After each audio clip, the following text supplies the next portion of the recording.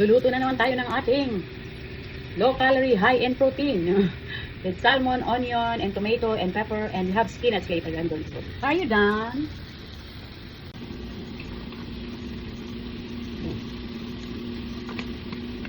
Low calorie, high in protein. Oh, yan tayo. And then I have spinach.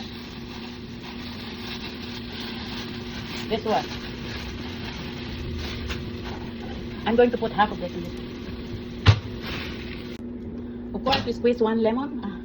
One lemon. Not one. I use this one. Cover it.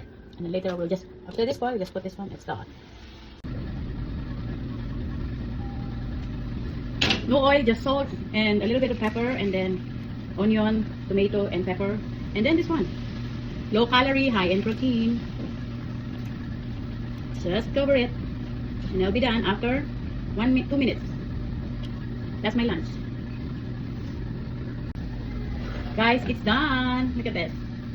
This is my salmon. It's done. Ready to eat. High calorie, high in protein. High calorie, no, low calorie, high in protein.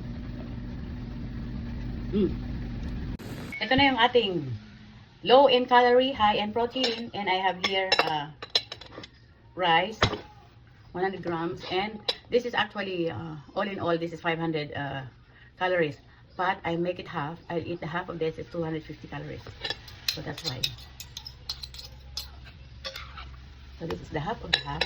I put it in my rice, and I have one pepper and the spinach. Yeah, and this is only I put salt only and pepper, and then a little bit of soup, which I always love. And this is for dinner later. Okay, so we'll remove this. We can eat. Here, let's eat, guys. I am so hungry. I eat dinner last night. I eat oatmeal. Sarap. I love vegetables, any kind of vegetables, but not durian.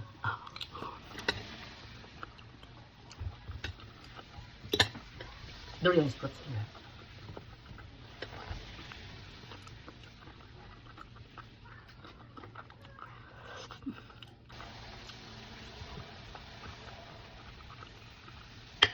This spinach is $1, more than $1 only, but I can make it in 2 meals. 2 meals.